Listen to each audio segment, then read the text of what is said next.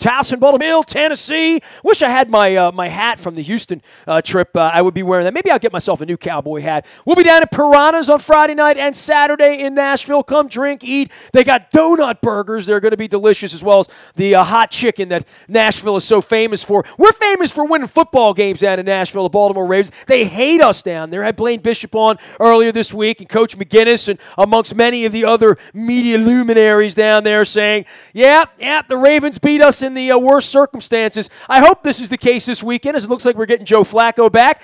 Got to know this guy very, very briefly here, in and out of locker rooms. I don't spend as much time around the Orioles facility as I used to, but I do see him out at Ravens games. It's a pleasure to have him on for the very first time. If you've watched Channel 2 in the middle of the afternoon, in the middle of the night, he is the sports dude over there doing it at WMAR. They call it ABC2. I remember Jack Dawson, so it's a pleasure to welcome Shawn Stepner in. You can follow his journey out on Twitter as well at Stepner ABC2, and he's working on a really cool piece on a Navy kid for next Tuesday you'll want to check out at ABC2 as well. But in the meantime, between now and then, we're just going to talk about hockey and get on to this Ravens thing, right, Shawn? That's right. Hey, thanks for having me, Nestor. Well, you're a Caps guy, right? I mean, you're like a Bowie dude. Dare I say you probably had some burgundy and gold in your background. We'll get through that, but the one thing we do share is the Caps, you know? That's right, yes. Grew up a Caps fan, grew up a hockey fan. My dad moved here from Montreal, so bloodlines. That's how we got it. That's how we got it. So he turned me on to the Caps pretty early in the 80s and loved them.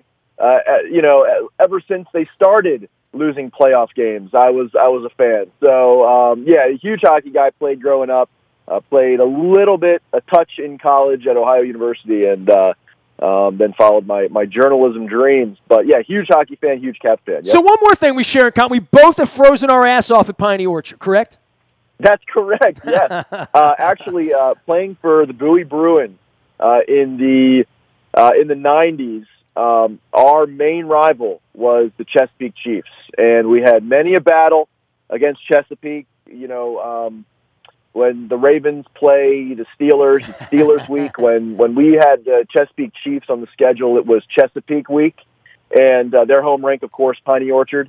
And, we had many battles against Chesapeake, yeah. You know, dude, I don't get the geese very often. I got the geese a little bit with Upton Bell the other day here. You can go listen to that out in the BuyAToyota.com audio vault as well. But I love geezing about the old stuff. So with you, my geese moment would be this. Picture Tom Ebright, who was then the owner of the Baltimore Skipjacks, a wonderful, very genteel, silver-haired man from my dad's hometown of Scranton, Wilkesboro, Pennsylvania. And he picked me up in a car, and I'm not kidding you.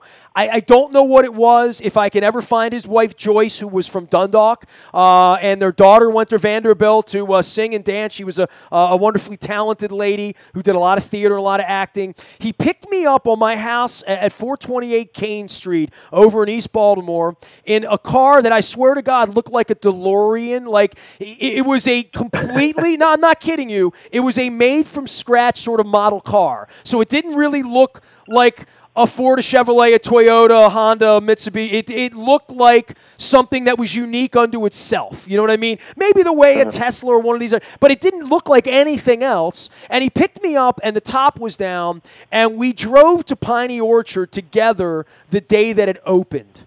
Because it opened when the Caps were the Skipjacks were aligned, and we had all red, white, and blue, and Chris Felix was playing, and Tyler Larder, and some guys like Johnny Druce, and all of those players were here, right? So that era of Jeff Greenlaw, Robin Bawa, Jimmy Rivnak, absolutely Simmer, who's still my Facebook friend. I'm going to tell him I'm talking about him and plug him in on the Facebook. I do his radio show up in Ottawa sometimes, or he calls it Ottawa. So anyway, so I grew up around the Canadian guys, and I got in the car. We went down that day for camp, and I think he was really excited about John Slaney, if that sounds right. Because John Slaney was a very slight, small defenseman. They thought he was going to spend some time in Baltimore. He had a cup of coffee. But number 28, if I remember correctly. Correct, man. So like we went down, Route 1 there to Piney Orchard, and I was there the day it opened. And so that's my Piney Orchard story, and I'm sticking to it. And I don't get to tell people that very often. So it really does break my heart that 30 freaking years later, we still haven't won. And it's painful, man, for anybody that's been at it this long, right, Shawn? You hit it on the head, but not only is it painful that they still haven't won the cup, but my favorite Piney Orchard story is being there when they came home from Buffalo after winning the Eastern Conference in '98. There you go. Were you there for that? I was not there for that. I fell out of favor with the team when they went to D.C. I fell out of favor when Susan O'Malley came in and made him look like the St. Louis Blues. I felt like at that point they weren't really doing a whole lot for Baltimore. I was a little disenchanted about the way they let the franchise sort of get away here, that they didn't cross-promote the franchise the way they probably could have and should have, that it would have been a real boon to them had the Baltimore Skipjacks really worked out. You know what I mean? Like, really worked out. And Trotzy left and went to Nashville, and I became a Predators fan. I mean, I can't hide that. That's an on-the-record fact. For a decade, I flew to Nashville 3 or 4 times a year and waved the Predators banner. I still have a whole closet full of Predators stuff. Nice. I mean, what Piney Orchard at 2 in the morning when the Caps came back from Buffalo, they all took the ice in front of, I want to say, I could be wrong, probably around 2,000 or 3,000 people that were in the stands, and it was, for long-suffering Caps fans, the most joyous time. And I remember being there with my 2 buddies and my brother. And at that point, I was like a junior in high school. But, my parents and my dad didn't care. He's like, when is this going to happen ever again with the Caps, right? Their history at the time. He's like, go at 2 in the morning. I forget if it was even a school night. But by the way, bro, I was at all the games. I drove back with my girlfriend on Memorial Day weekend from Ocean City to go to the Sabres. I believe it was game 4, 3, 4, 5. Either way, wow. There were 3,000 empty seats. Believe it or not, at that game, I have a Montreal experience. I sat in the corner. I paid $10 to get in. The Giant supermarkets had a deal. It's 1998, right? I mean, literally, I drove back with my girlfriend, and we bought tickets for $10, and we sat in the corner. I'm talking conference finals now, and there were 2 busloads of kids all wearing Canadian stuff. Either Maple Leaf stuff or whatever. There were 2 busloads of kids from Montreal who happened to be in Washington, D.C. for the weekend on holiday, or however you would say that in French, because I don't do French well. I do croissant, and that's all I do. I say merci, très bien, but I don't know a whole. I was in Paris, and my French sucks. But anyway, all these kids are from Montreal. They could not believe that their tour leader could get them into the game for $30 or whatever. So they all bought tickets. They all sat in the corner. They didn't like Buffalo. Some of you know what I mean? Like, they had an anti-Buffalo thing. So they were. But by the way, Ole Kolzig is one of my favorite dudes. I was on the boat the day he was drafted. I was on the beat at the Evening Sun back in the early '90s. I covered the draft where they drafted 2 goalies in the first 2 picks as well. That's how bad we needed goaltending around here at the time. It cost both Murrays their jobs by that point. I was also at the press conference when Terry Murray replaced Brian Murray, and Terry and I were very, very close. I mean, I was the Skipjacks beat writer. I was their only beat writer. I mean, Terry would come in after beating Binghamton 5-2 or losing the Hershey 8-1, and it would be me and Terry. I was the only. It was never any television. It was just me and Terry. And then Terry replaced his brother. Dude, Caps history is really cool. It would be a lot cooler if they actually won. It would be a lot cooler for your listeners as well if there was an affiliation with Baltimore still. And when I got here about a year ago, I came back to the area for professional reasons. Obviously, this is my home, but I mean, I wish for the day that the American Hockey League can come back to Baltimore, or some semblance of a professional hockey team can call Baltimore home, because I know that there are Baltimore hockey fans. So do I. Right, and I wish for the day, but we could talk hockey all day, right? Well, and I might. Anything you want to say about the Caps? I mean, this team's not as good as the other teams, certainly not yet. And then you add on the injuries, and it's early in the year and blah, blah, blah. But, they're a 500 team right now, maybe, and they're going to get some relief playing some crappy teams here coming up after the West Coast bender they were on last week, and Edmonton doesn't look like any great shakes either. Arizona might be the worst team going, but they're not as good as they've been, and the sad part is they can be a 6 seed and plot along and, finish with their 80, 90, whatever points and get into the tournament and raise all hell. They will only be judged by what they do in April and May and June, which is really weird considering how good, how hard, how well run, how good Trotz has been, how many wins they've had between October and April, but you don't get judged on that in hockey, and nor should you. At this point, the Dodgers aren't being judged, or the Cleveland Indians, or anybody else. It was the Nationals feeling good about themselves during the baseball season. The Astros won, and the rest of them didn't. Simple. That's right, and especially the Caps. They are the ones that are going to be judged, especially when playoff time rolls around. And, this Caps team, for everyone that's jumped on the bandwagon over the past few years, I mean, it was springtime over at whatever they call the arena now, Capital One Arena. It was springtime about 4 or 5 years ago, and they were kind of lifting that window open. They were cracking that window. Everything was good. It was 75 degrees outside. They kept lifting it up. It turned to 90 degrees. They were winning President's trophies. But, hey, it's turned into autumn, and that window is closing, and it's getting cold outside, and this is not the same team as they've had the last few years. But that doesn't mean they can't win, though. That's the weird part. That's the weird part.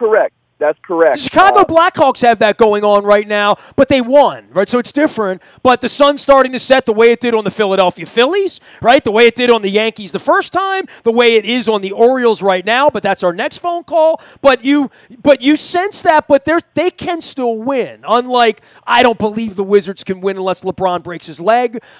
Maybe even not then. Forget Golden. I just mean get to the finals. How about that? I mean, Golden State's another story. But the Caps can win. I think that is the different part of this. But I think that as opposed to before, now getting them to win is more of a chemistry issue and it's a talent issue. I think over the last 2 years, it was mental. And now, them getting past Pittsburgh was mental. Them doing some damage in the playoffs was mental. And they failed that test. And now it's not only mental when they get to April, it's also talent and physical. And, right now they're still figuring out what team they're going to be because they are not the same team as before, like I've said. But, and everybody knows that, you're just hoping that by maybe Thanksgiving and getting into December, they're rolling with however they want to play, and the roles, the different roles that everybody has, they're kind of clicking and gelling, and they're getting something together where the chemistry forms. I grew up a defenseman. I was a defensive defenseman when I played, and watching this team right now is really bad because there are a lot of defensive breakdowns. A lot of that is because they lost Carl Alsner. Brooks Orpik is a year older, and they have a lot of young guys on defense. But again, hopefully they get some experience under them, they find some chemistry, and they get rocking and rolling. No Niskanen, aging Orpik, Orlov not getting there yet. Always questions about Kuznetsov. Always waiting on Burakovsky. And then there's just the pressure on Ovechkin and Backstrom, and now Oshie to just do it. You know what I mean? And they have to do it in Game 5 and 6 and 7, probably somewhere again in Toronto or Pittsburgh or Montreal or New York or whatever comes up next. That's where it's going to have to be. He is Shawn Stepner. He is at ABC2. This is his maiden voyage here at WNST, at least on my program. He is Stepner ABC2 out on Twitter as well as at WMAR. You can follow his journey. We've been blathering on about the Caps. I need to tell you about our friends Lee Tessier and his team at Keller Williams American Premier Realty. List your house with Lee and you risk nothing. His team's going to get your house sold. LeeTessier.com is the way to get that done. They're right up there in the Abingdon area. Stop in, see them. You'll know the difference. No risk, LeeTessier.com. Also want to give a shout out to Costas Inn. I had a little delicious bowl of crab soup there earlier for lunch this week. good enough for the Today Show, good enough for my mom, good enough for me. Fat Crabs, cold beer, the legend continues, and they did a great job with my Dundalk High Hall of Fame dealio, bringing out the Fat Crabs that night. Appreciate everything Nick and Pete do for us over there at Costas Inn, and I'm going to be featuring them as part of my Thanksgiving month here at WNST. If you're following along on Facebook, Twitter, LinkedIn, I am thanking significant people in my life after 26 years of doing this, and my wife's 2 leukemia battles and all the cool stuff that's going on. The backside of love from my mom. So my Thanksgiving lasts all month. Some people grow a funny mustache. I'm thanking friends out on the internet for being a part of what we do here. Shawn Stepner's a part of what we're doing right now. He is Stepner ABC2. And this is the part where I move on to the Purple Birds. And it was nice geeking out with hockey with you and all that. But we got a football game this weekend, dude. And 4-4. Joe Flacco looks none the worse for the wear. I know, you're in the locker room. You know my relationship with Joe's pretty strong. I mean, Joe and I sat and talked baseball for 10 minutes. Game 7 and this and that and his year. And he was recounting, the moments of getting hit and remembering part of it, not remembering other parts of it, getting into the room. But really looked great. I think, all parts of that thing hopefully behind, but they need to go out and play. I mean, the good news is he's going to play. Now we're going to see on Sunday how we're going to play against a pretty good team on the road. Yeah, for sure. And I think, you're starting with Flacco. That's what everybody wants to see, and that's he's going to play, and that's going to be where everybody's eyes are at 1 o'clock on Sunday. What does Joe Flacco look like? Because they're going to need him. This is a good Tennessee team, right kind of on the level of the Ravens, who we should see. If the Ravens want any sniff at a wild card, and that's what we're thinking about right now, we're not thinking about the division title at this point. Beat the Steelers again later in the season, and we'll start thinking about it. But if they want any semblance of a sniff at the wild card come the end of the season, they need to win this game. This is an important kind of couple weeks for them, coming off the Thursday night win against another AFC team, the Dolphins. You have the extra rest, you play Tennessee, and then you have the bye. And for this team especially, including Joe Flacco, because with all this talk about his head, remember, he definitely has the lingering back issue. I don't think that went away. Back issues don't go away without extended rest, like an off season. But yeah, this is an important time. Hopefully they show well against Tennessee and they can heal up and then be ready to go down the stretch. You're talking about Joe Flacco. I'm really surprised. I mean, we were at that game last Thursday, or 2 Thursdays ago, I guess. I thought he'd be on the shelf for a while, the way he initially reacted, pointing up, and he was woozy and he was dazed and glossy-eyed, and but his first documented concussion, he recovers from it pretty well. I think they did the right thing, obviously taking him out of the game and getting him to the locker room. But think about it.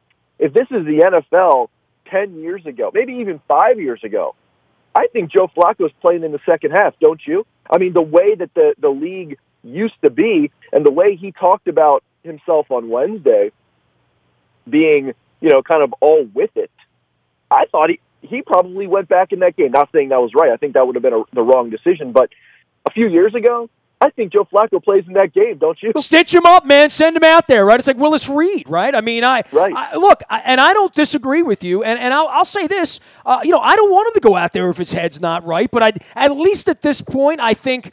And look, we can all go back to the concussion movie. We can go back to, all the hokey pokey the league has played in the past.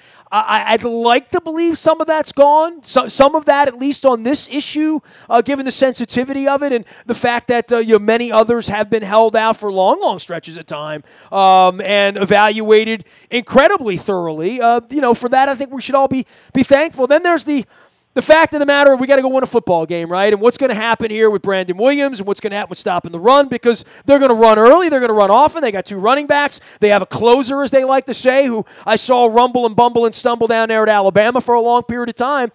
This would really be a nice win. If the Ravens win this game somehow, some way, they sort of show me something that maybe 40-0 over Miami didn't show me on Thursday night. Yeah, I think it's all about 3 words: stop the run, right?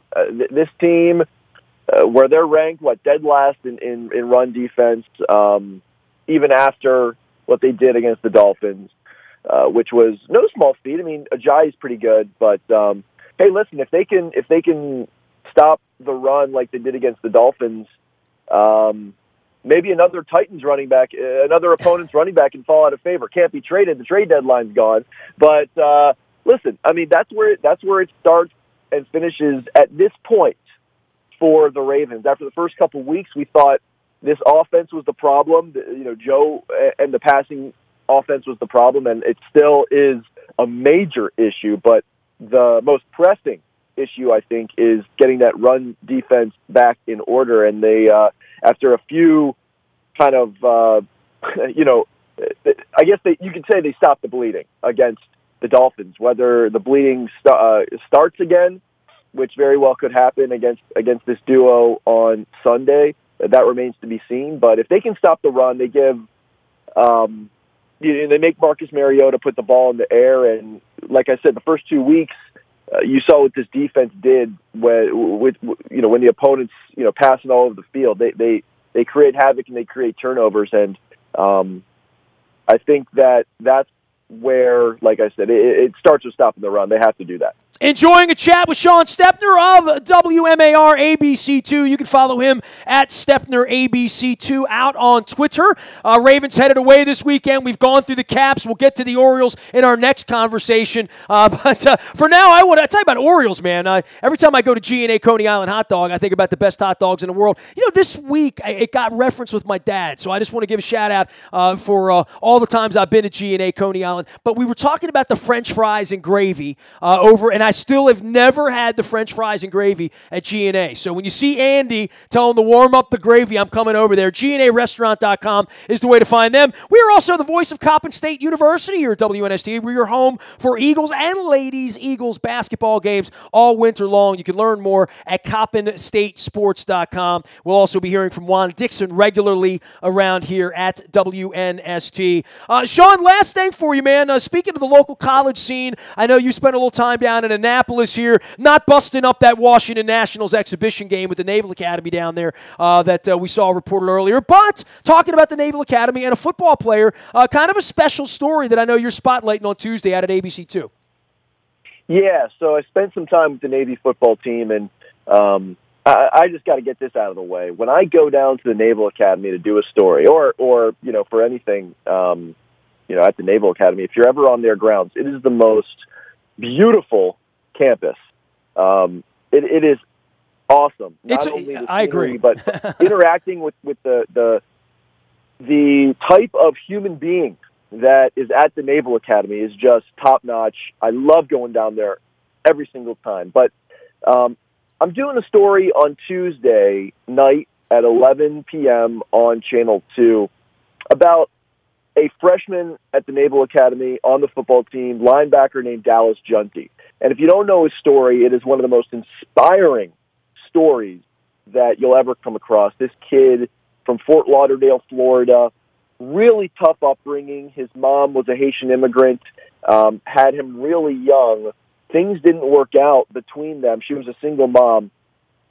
And when Dallas was a teenager, 15 years old, he found himself homeless in Fort Lauderdale. He never got down on himself.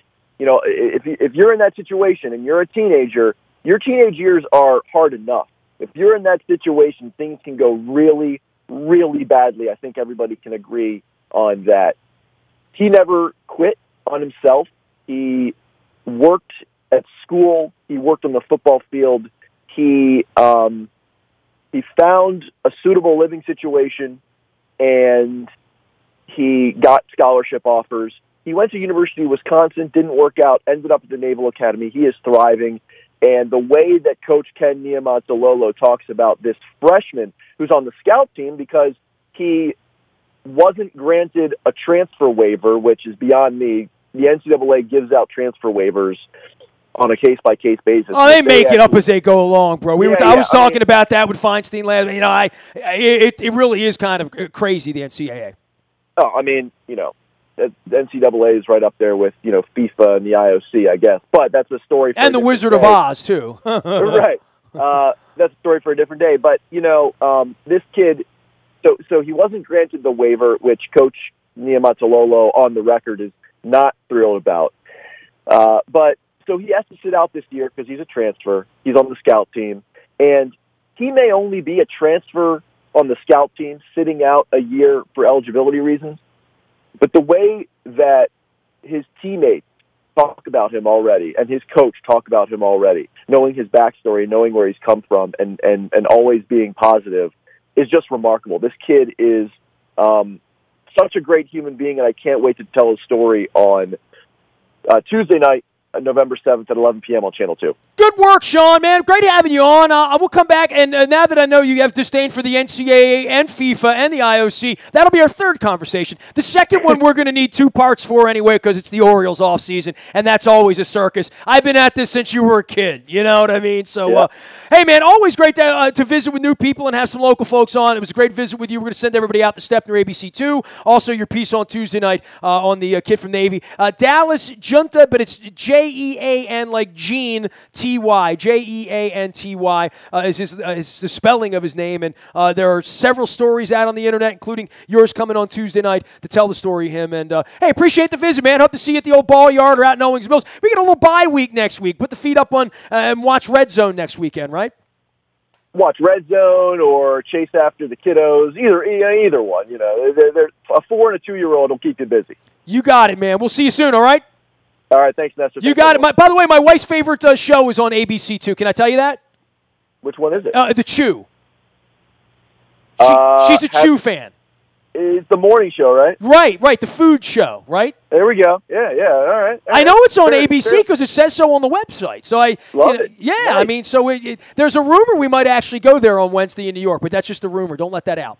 I'm usually busy during that time trying to find stories and talking to people, but yeah. We'll everybody check it out. As skinny as I am, we do like to eat around here. Believe it or not. You know. For sure. You and me both. Great to have you on. Shawn Stepner, MAR, ABC2, the way to find him, Stepner, ABC2, out on Twitter. You can find me in the BuyAToyota.com audio vault 24 hours a day from anywhere in the world on your mobile device by downloading the TuneIn Radio app. Big thanks to BuyAToyota.com for all they do here, empowering up our audio vault. Morning newspaper ships to your email inbox each and every morning at 7 a.m. It's all brought to you by Planet Fitness and PlanetFitness.com, where it's still $10 a month to get in the best shape of your life. Learn more at PlanetOfTriumphs.com. Get some inspiration.